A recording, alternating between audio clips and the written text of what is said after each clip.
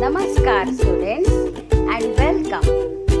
If you like our videos, then do give a like and write a nice comment because your comments motivate us to do better.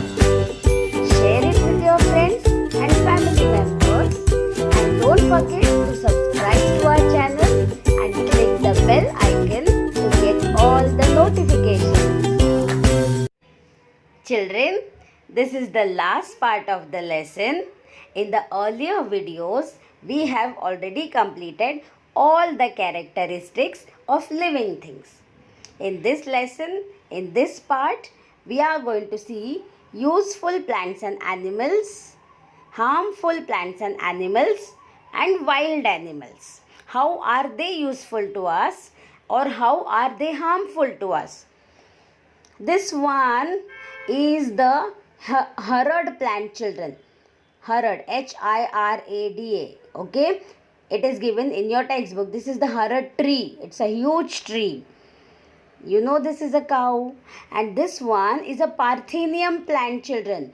Parthenium word is given in your textbook. This is a poisonous plant, harmful. And rat you all know. So this is a wild animal. It's very helpful. Sometimes if you irritate this animal, it might get aggressive. So even though it is very gentle, it is still a wild animal. So let's begin with our chapter. Institutes at work.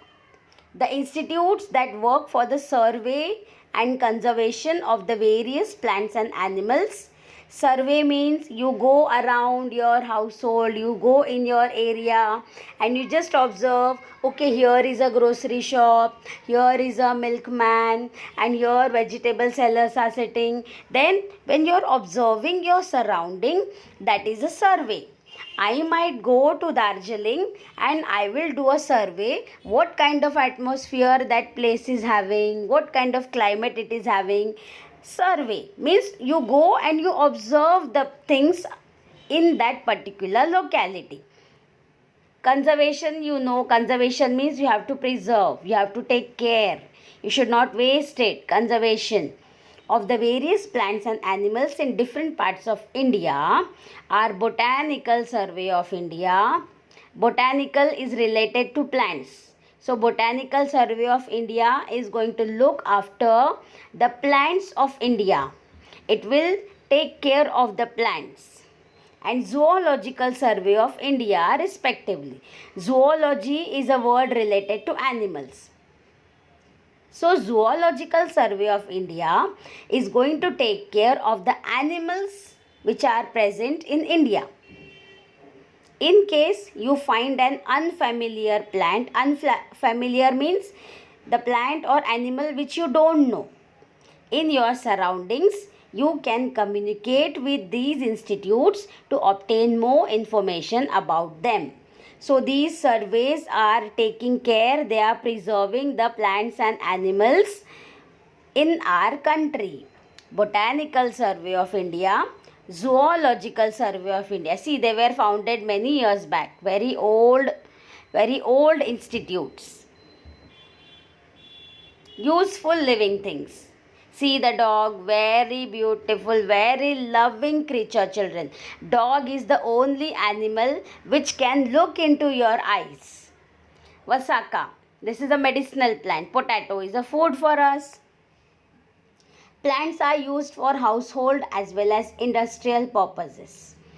For example, fenugreek, methi, potato, okra, bhendi, apple, banana are used as food, while vasaka, adulsa is mostly used in cough syrup, children. If you see any Ayurvedic medicine for cough, it will have adulsa, vasaka.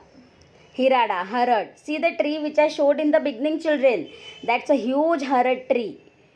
Behada, asparagus are used as medicines. These are used as medicines. So they are used in industry on a large scale. Animals are also useful to us. Dogs, cats, cows, buffaloes are kept for domestic use. Yes, dogs are our best friend.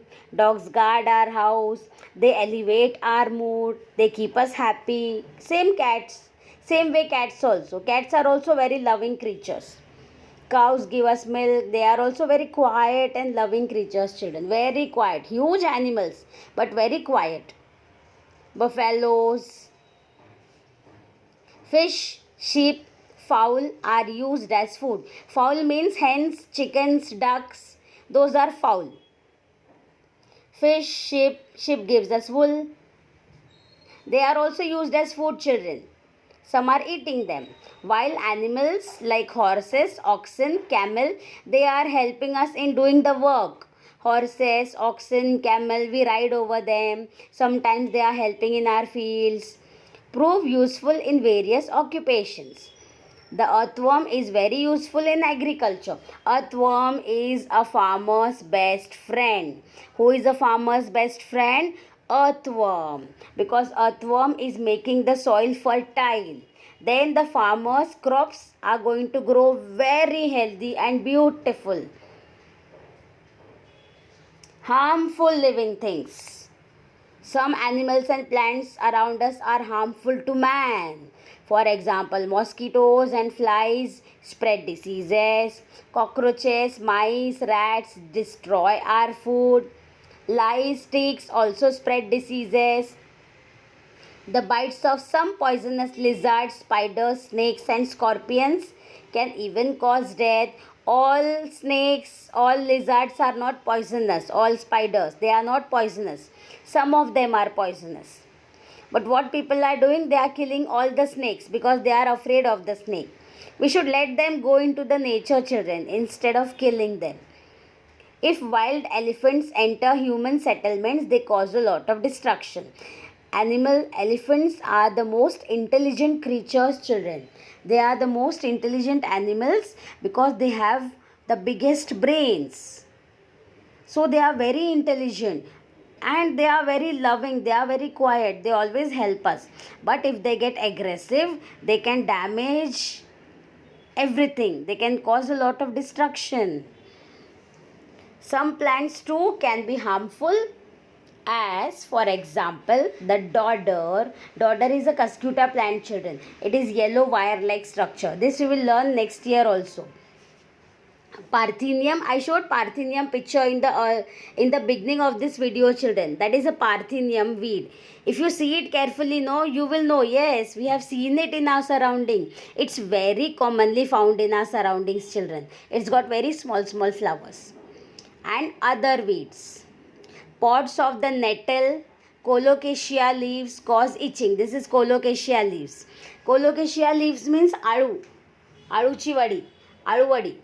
Sometimes you might have heard your parents saying that don't eat this aloo vadi, don't eat this aloo leaves vegetable because it's causing itching in the throat.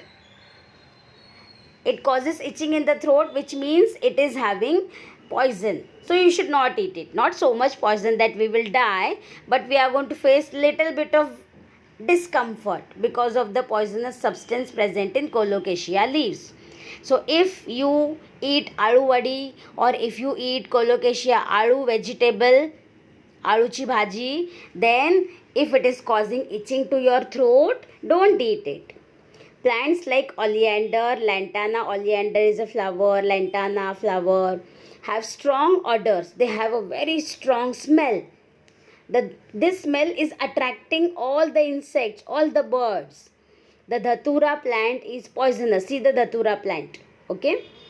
Uncontrolled growth of fungi and algae in water pollutes drinking water and may cause the spread of diseases. Yes, fungus and algae will pollute the water bodies, and this polluted water will definitely cause diseases to all living beings, not just to us.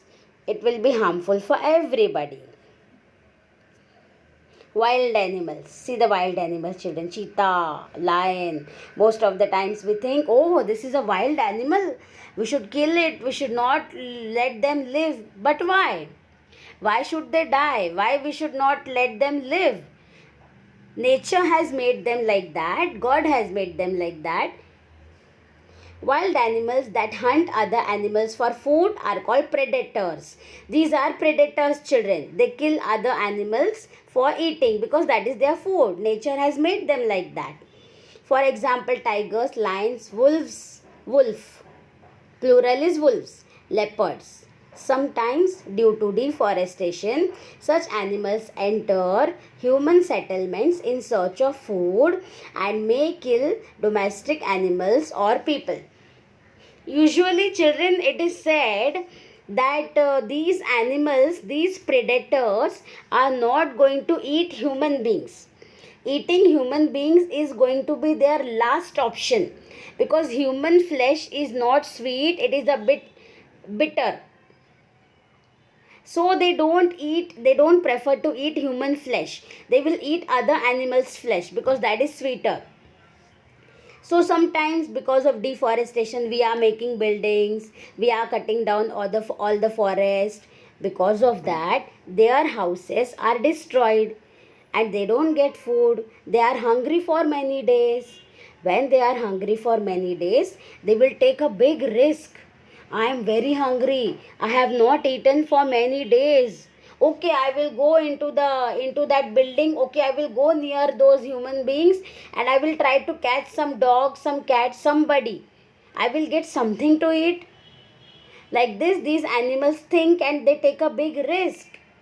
So when they enter human settlements, it is somewhere our fault also, children, that we have taken away their houses. Find out. Watch TV channels such as National Geographic, Discovery, and collect information regarding various plants and animals found in our surroundings. Have a class discussion with reference to the collected information.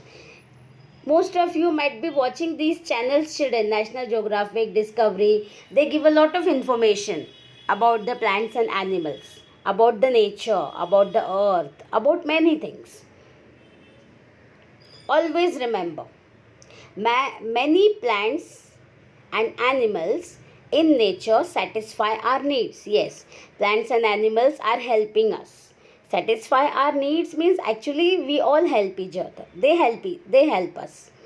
The use of such plants and animals should be restricted only to our needs. We should not pluck leaves, flowers and fruits unnecessarily. Animals should not be hunted. When you are having food, don't hunt the animals. When we are getting plants and when we are getting food to eat, we should not unnecessarily disturb them or trouble them.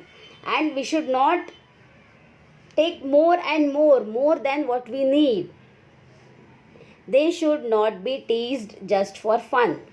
It is the responsibility and duty of all of us to protect plants and animals. Yes, children.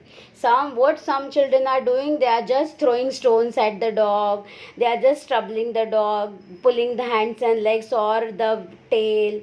We should not do such things with those animals, children. Let them live on their own. Let them live their own life. This is a whole summary of what we have seen in the full lesson, children. This is a full summary of what we have seen in the lesson, what we have learnt. Growth, respiration, excretion, reproduction, responsiveness to stimuli, movement, a definite lifespan and a cellular structure are the characteristics of living things. We have seen 1, 2, 3, 4, 5, 6, 7, 8. 8 characteristics. These two were together, children. And second one was food. We remember very well. So anyhow, 8 characteristics are given. Animals grow for a certain period of life. Plants, however, grow as long as they live. We know this by now. Plants grow for longer time. They live for longer time as compared to animals. Animals have specific organs for respiration, while plants respire through microscopic pores on their leaves and stem.